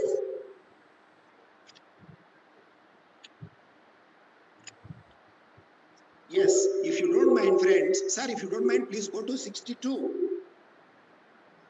Collaboration, page 62, key indicator 3.4, page 62. 62, sir. 3.4.1, 3.4, collaboration. For this collaboration, page 62, sir. Yes, sir. Thank you. Key indicator 3.4, and the name of that key indicator is collaboration. We have 20 points there. How to get all the 20 points? To get all these 20 points, the IQAC people, it's a body, not a single coordinator or a co-coordinator. It is a body of at least half a dozen people, including the principal also and the vice principal also. How are the collaborative activities? How are the collaborative activities in collaboration with the other institutions we have? Sometimes we may have MOU. Sometimes simply we have collaboration. How is it being implemented over the period of 5 years? This we have to prepare a report. This is the second one. Next one, as I have already mentioned, participation in NIRF. Generally, every year we participate in NIRF. Many of the colleges simply we participate, but we don't get a good placement. We don't get a good rank. Getting a place in within 100 is considered to be very good. And how to get NIRF, we shall discuss it somewhere. And four, it's an open option. Any other quality audit recognized by the state, national or international agencies, ISO certification. And if it is an engineering college, it is NBA.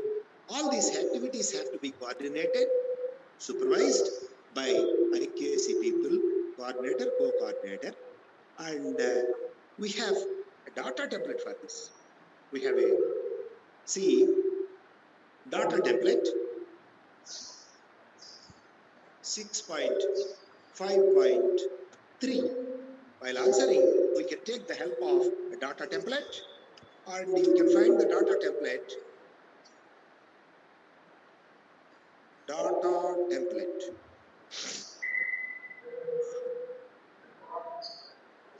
Let me give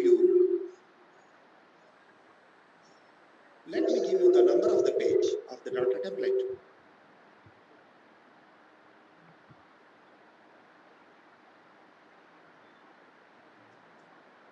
Sorry, 6.5.3.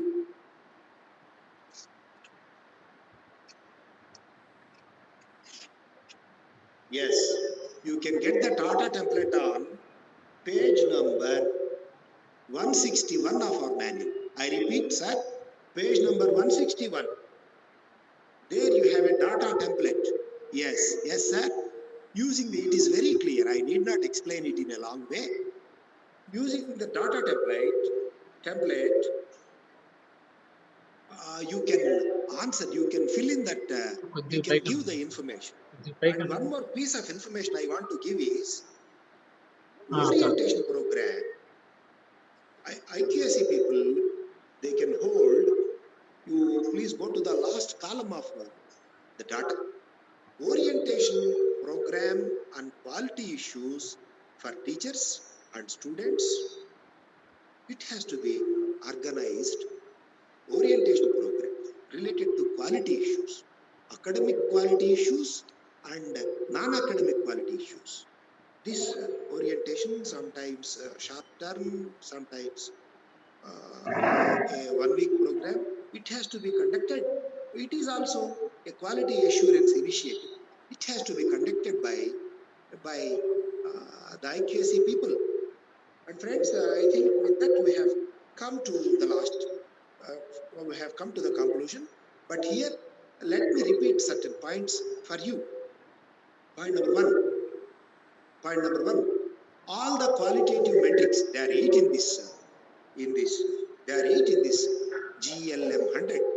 8 qualitative metrics, particularly 2 qualitative metrics of IQAC people. All these 8 have to be without fail, inevitably, they must be answered. Descriptive. While answering, they will be read by the peer team. The peer team, while the peer team visit is going on, they will be very frequently they will be quoted by experts. So while answering all these 8 questions, please watch your answers, use good examples, use good language, use good expression, and use good content also. You present good content. While answering all these, there's a descriptive nature. While answering them, please confine yourself to word limit. And quantitative metrics, this is done by DVV process. This is point 1. And point 2, While answering these quantitative metrics, you can opt out certain things. I repeat the numbers only here because I have already given an extensive explanation of all these things. I give you the numbers. If you are interested, please make a note of the numbers. 6.2.1. So I'm sorry, 6.2.3 on page number 121. 6.2.3 on page number 121. 6.3.3 on page number 123. 6.3.3 on page number 123. 6.4.2 on page number 125. These are the optional metrics. Basing on the availability of the information, you can either answer or sometimes you cannot answer. And on your institutional website, you have to keep two particular things immediately. One is 6.2.1. You have to keep the information on your institutional website. 2, 6.2.2, page number 77. Organogram of the institution.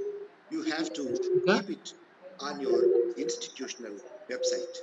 And friends, these are the things which I wanted to present to you before this august body of teachers and friends. And this is the right time to thank many people. I have to thank particularly one Mr. PPR of our college, mathematics lecturer of P. Prasad of our college, who introduced me to Moses Garu, Mr. Moses, IQAC coordinator of AC College, Guntur. These two people are responsible, are instrumental, they are responsible for giving me this opportunity of presenting myself before you. This is what. Then number 2, I have to thank both the principal of my college for giving me the chance and opportunity and permission. Number 2, Madam Principal of AC College Guntur for giving me the chance. And 3, at the outset I wanted to acknowledge the presence, but at least now, please acknowledge me, please let me acknowledge the presence of people there like Kiran of Telugu, English, Nagaraju, and at the outset we saw my colleague, my classmate and friend Samuel, and I hope all these people they might have found me quite useful in dealing with this sixth criterion GLM 100, and I have to thank many of you for giving me this opportunity, and I hope the goods are being delivered. I hope I have done my job, and I welcome any query. You may have some doubt, you may have some question. As far as my limited knowledge permits, I can answer you. I can clarify your doubts. I can answer your questions. I welcome you. Please.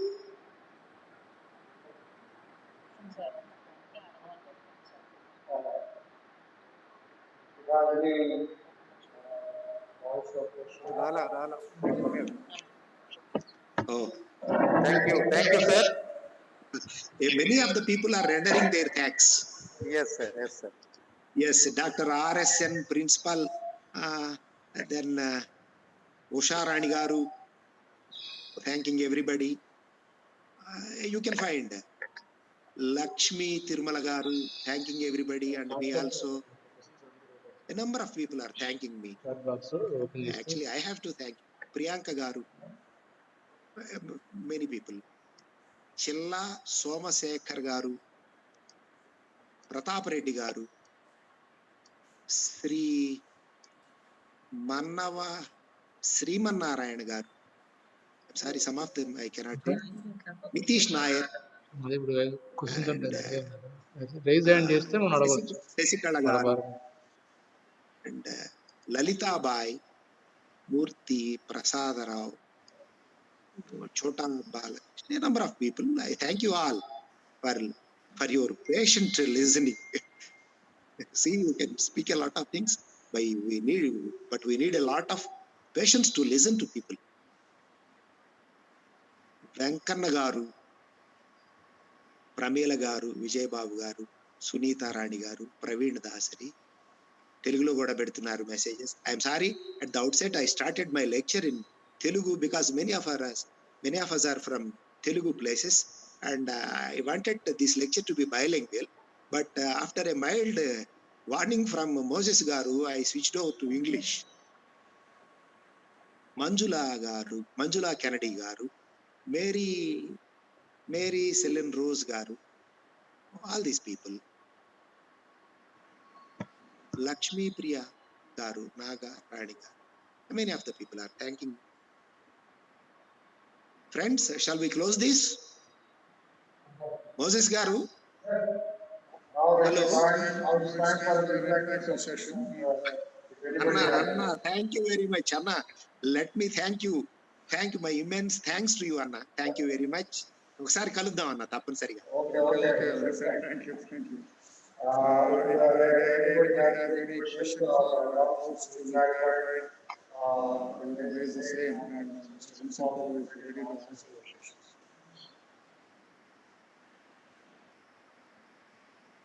Oh, people may be hungry. It is already 12:20. Hunger sometimes silences. Just wait for 1 minute, Vincent. Sir, good afternoon, sir. Sir, good afternoon to you, Anil Kumar Garu. Sir, first let me convey my gratitude. You explained each and every word, every Sorry. metric, every key indicator extensively, sir. We are very much thankful to you. Sir, it is the duty of the resource person. It is the job to be done. But how, to be frank enough, how many people are feeling just like you, sir? So we are very much thankful to you. What we do, sir? Regarding this one, sir, can I ask you, sir? Sir, please. This criteria 6 total is 100 marks, sir. GLM 100. That's how you can remember it very well. Governance, leadership, management 100. GLM. It's the shortest way to remember it.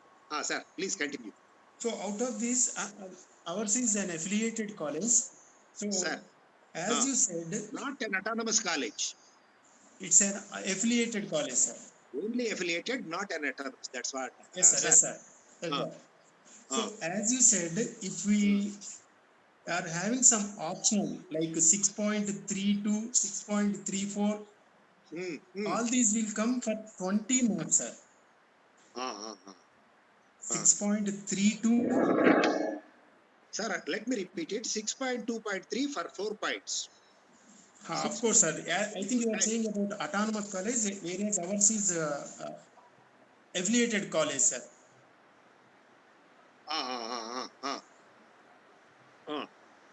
Can I go ahead, sir? See, if we go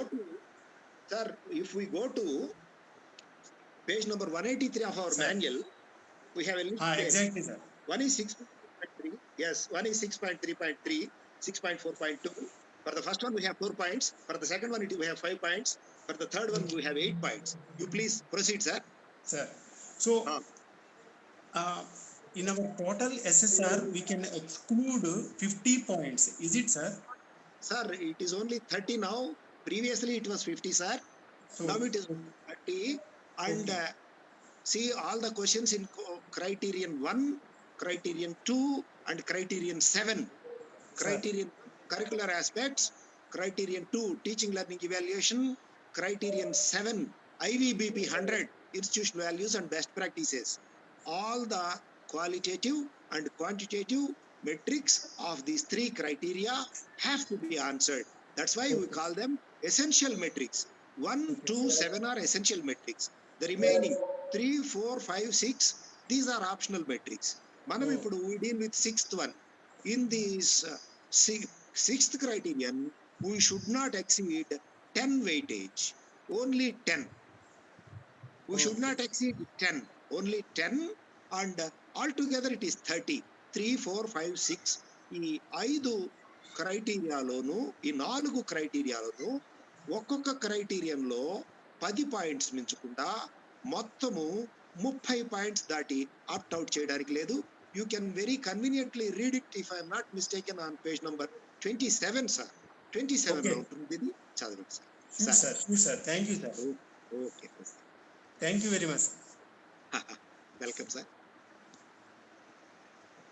Anybody else, please? Sir. Any other questions?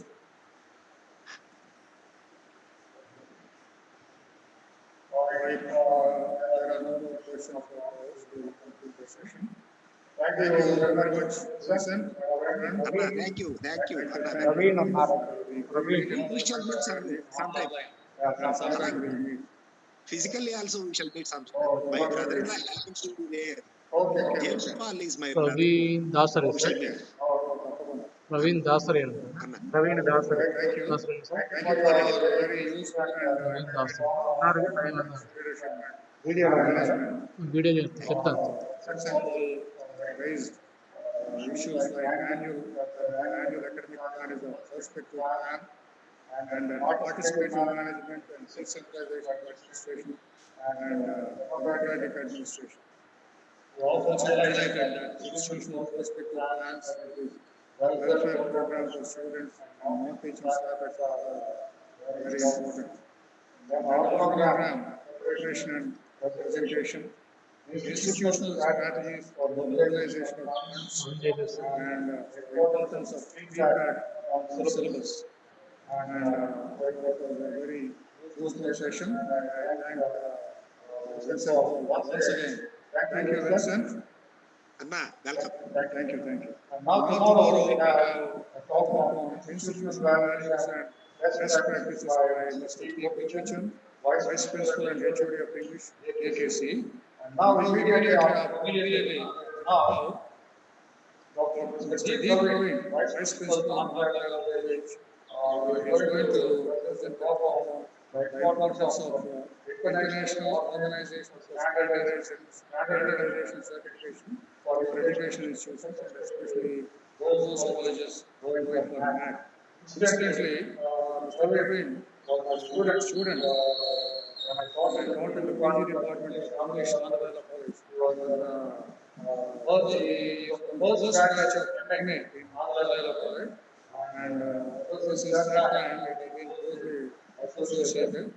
And it's a matter of pride for me that the student is going to make a presentation. Are you ready? Yes, sir, I'm ready. Am I audible, sir? Yes, sir. Okay. Floor is yours. Sure, sir. Thank you.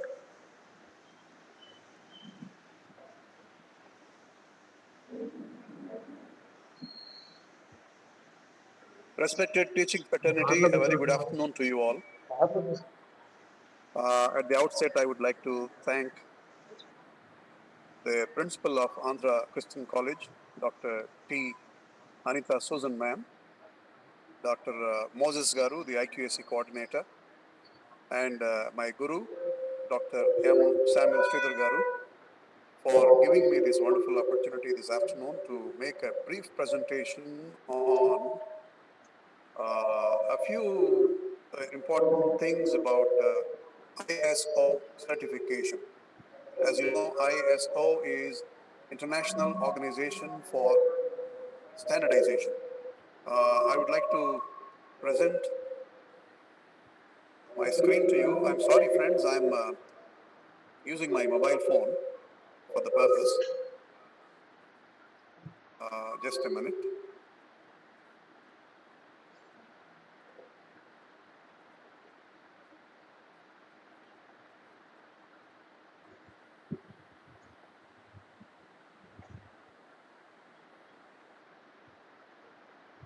Sir, is my screen visible to you all?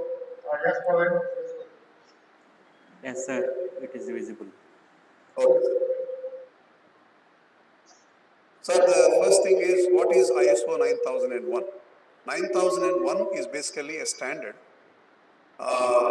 which sets out the requirements for a quality management system. This is the standard which talks about QMS. QMS is Quality Management System. It helps businesses and organizations to be more efficient and improve customer satisfaction. Of course, for higher education institutions like ours, the customers, as we know, are our students. And now, what is QMS? Quality Management System. A quality management system is a way of defining how an organization can meet the requirements of its customers and other stakeholders affected by its work. When we offer so many different courses to our students, we will have to meet their requirements. We have to be, something like following a cafeteria model. and then we have to see what exactly they require, and then we have to teach them what they need, especially keeping in mind the job market. And then ISO 9001 is based on the idea of continual improvement. ISO, once we go for ISO certification, or as it is called ISO registration in some countries, the thing is, the improvement in the institution or any department for that matter should be continual. It is not one-time growth and then putting an end. It should go on. It doesn't specify what the objectives relating to quality or meeting customer needs should be, but requires organizations to define these objectives. See, every institution will have its own objectives and then vision and mission. So accordingly, we have to function. That is what the ISO looks for. When we mention, the vision or mission or objectives of the institution, we have to keep working towards achieving those things. So that is what the ISO mainly focuses on. And then what is this, or who is ISO 9001 for? ISO 9001 is suitable for organizations of all types, sizes, and sectors. Friends, as we know, in the past, we used to think that ISO certification is only for the business organizations or companies or manufacturing units or industries and so on and so forth. But then nowadays, with the advent of ISO 9001 2015 version, it has made possible for every kind of institution or organization of all types, right? Any type, any size, any sector, to go for ISO certification. So we need not think, whether a school or a college really needs an ISO certification. We need not think on those lines. That gone are those days. Smaller companies that do not have staff dedicated to quality can still enjoy the benefits of implementing the standard. ISO has many resources to assist them. I actually participated as one of the lead auditors when we audited recently Krishna University. We also got ISO certification for Andhra Loyola College, Maristella College, Vijayawada, and JMJ College, Tenali, and St. Teresa's College, Eluru. See, whenever we go for auditing in the capacity of lead auditors, we actually look for these things. What is the size of the institution in terms of the staff, the buildings, infrastructure, and so on and so forth. And at any institution, there is a problem, let us say, regarding the staff. Sometimes, we may be understaffed. But on such occasions, ISO has many resources. ISO will be telling us, as to how to overcome such drawbacks. What benefits will it bring to my business or organization? What is the use? What is the use? That is the basic question usually we ask whenever we say that we need ISO certification. Implementing a quality management system will help you assess the overall context of your organization. See, an organization, as I have already said it, will have objectives, vision, mission, and so on. So ISO will guide us in order that we may be traveling in the direction of the overall context, right? And state your objectives and identify new business or service opportunities. That's exactly I'm trying to say. We do have our own objectives, and we have to manifest them, at prominent places on the campus of our institution. The objectives, the vision, and the mission, they should be exhibited. They must be very clearly seen, not only by the students and the staff, but also the visitors who keep visiting our colleges. And then put your customers first. Students obviously are the most important people in a college like ours, right? Making sure you consistently meet their needs and enhance their satisfaction. We have to see what exactly they need. Do we have all the facilities and provisions that they need? Things like that. This leads to attracting new clients or stakeholders, or in our case, in our context, students, and it helps us in developing your organization. And what are the benefits of ISO 9001? Work in a more efficient way, as all your processes will be aligned and understood by everyone in the business or organization.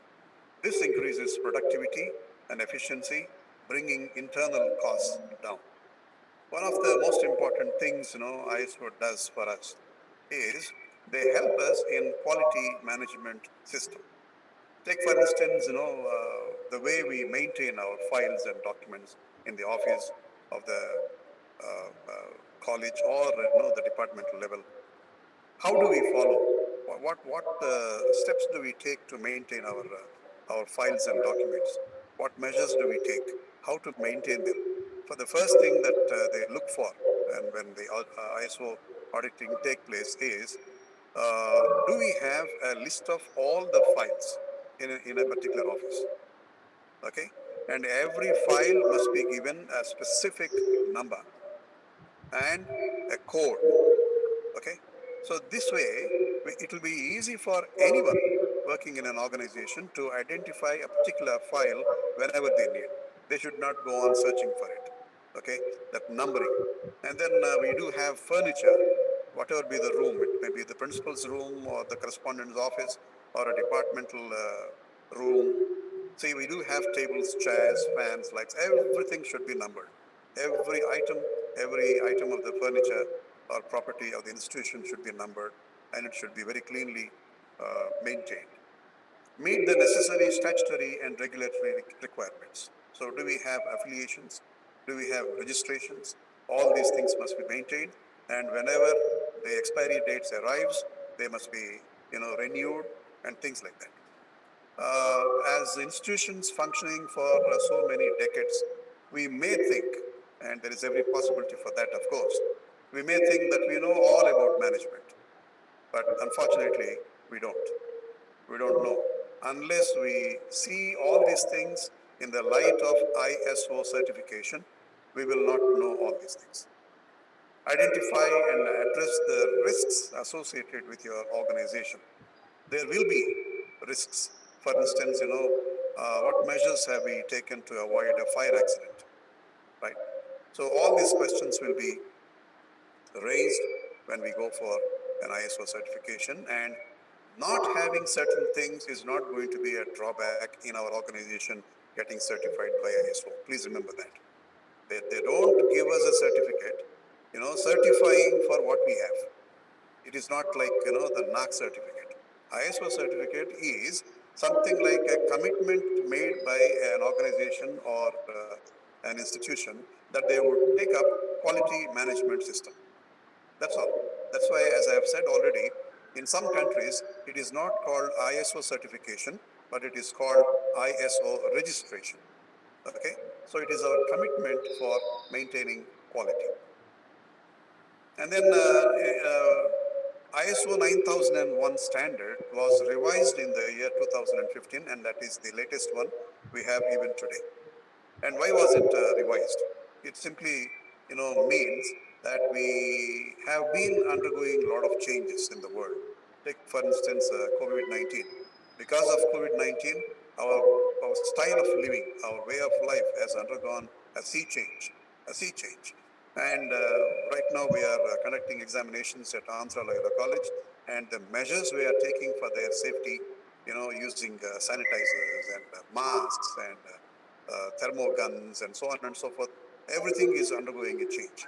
And these changes in institutions like colleges and schools will be taking place every year. So keeping these changes at the global level, what measures do we have to take? So for that purpose, it will be revised every now and then. And the latest version we have, as I have said, is ISO 9001 2015 version. And then what benefits does the new version bring? What are the benefits? The first thing is leadership engagement. See, we have to consider the people who are at the helm in any institution or organization. And every individual needs to be a leader in certain areas. Okay, leadership engagement. And then what are the risks that are associated with running an organization, right? So ISO helps us to address organizational risks. And then simplified language. Once upon a time, it was a little technical. The terminology was a little difficult for a common man to understand. But now, according to the revision 2015, they are using very simplified language so that every common human being can follow what exactly is stated or mentioned by ISO. And then it is user-friendly, right? It is not difficult, and you don't need to have an expert, a genius for implementing the standards of ISO. And then, should I be certified to ISO 9001? This is an interesting point. Actually, in many countries, as I've told you, ISO is called registration. It is not certification, right? Certification is not a requirement of ISO 9001. It is only implementing the standard properly. What is the standard? 9001. And what is it about? It is about quality management system. So it is a commitment made internationally, because this is an international certification, and we say or declare to the international community that we, so and so, are committed to implement the standard properly. That's all. Whereas, you may be thinking about the way NAAC gives us a certificate or a rank or a score. It's different. NAAC team comes and visits our institutions and sees whether we meet certain requirements, and accordingly they give us the score or the points or a grade. But then ISO is not like that. ISO is not a certificate that we get for what we have. It is only for our commitment to follow the quality standards. Okay, so though we do not have, something like infrastructure or huge buildings and so on and so forth, that is not going to disqualify any institution or organization from getting an ISO certificate. Okay, ISO does not perform certification. It is not certifying that you have something, you have this, you have that, you don't have this. No. According to the ISO, the thing is, we have to make, a statement that we are willing to implement the quality standards properly. That's all. So this is not exactly what we mean certification, but it is called registration in some countries. And then examples of success with ISO. This is something that is known to many of you perhaps. And so far, more than 1 million certificates as far as ISO 9001 is concerned have been issued, and across 187 countries. Success with ISO 9001 can take many forms. For some enterprises, it is all about attracting new clients, while others see it as the blueprint for internal efficiency. This definitely, improves or develops our internal quality. Sri Vincent Paul Garu was saying a lot about internal quality assessment cell. So IQAC will have to come forward to go for ISO certification for their institution. And this is, something like a blueprint for internal efficiency. Internally, we can, have a checklist and go on improving ourselves in terms of maintaining quality in our management. And then one warning, this is almost a warning. This is about ISO being a fraudulent business, especially in the state of Andhra Pradesh.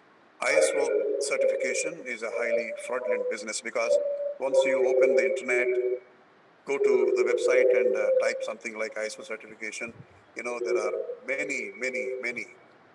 Everybody says, we can do it for 2,000, 3,000, 5,000. It is not as expensive as going for NAAC accreditation. But at the same time, remember, a genuine ISO certificate is not so cheap. It's not so cheap. Okay. And then ISO certification for higher education institutions. Dr. Vincent Paul Garu was making a very clear mention of these documents. NAAC key indicator 6.5, internal quality assurance system, where 30 points to be acquired by us, and the weightage is 30. This is where we have to feel the need for ISO certification. And then recently, all the colleges are asked to send some information to the Andhra Pradesh CCE. This is called the General Database Repository. It's called MIS. And in that procedure, the CCE also has asked the institutions to send, to fill up a particular form. And in that form, it is clearly asked whether the institution has ISO certification. So from NAAC point of view and also from CCE point of view, we have to understand that this is an important thing that we need to have for our institutions. This is NAAC key indicator 6.5.3, wherein you can find ISO certification in the last line, and this is the form which should be filled by the institutions. This is part of the general database repository, wherein it is asked for the ISO certificate number, its validity, from which year, which time to which time, valid up to, right? So these things are important. So without thinking that ISO is not for higher education institutions, let us try to go for ISO certification at the earliest. For your convenience and further clarifications, I have given you my email ID here and also my mobile number. You can feel free to contact me for ISO certification, because I am a lead auditor. I'm a certified, trained lead auditor for ISO certification, and I'll be happy to assist you and guide you in a proper direction. At the same time, please remember not to fall a prey to the fraudulent businessmen in the area of ISO certification. Please be careful, please be watchful. So with that, I conclude my brief presentation on ISO certification. I once again thank the organizers of Andhra Christian College and APSHE for giving me this wonderful opportunity this afternoon. Thank you all. Thank you so much.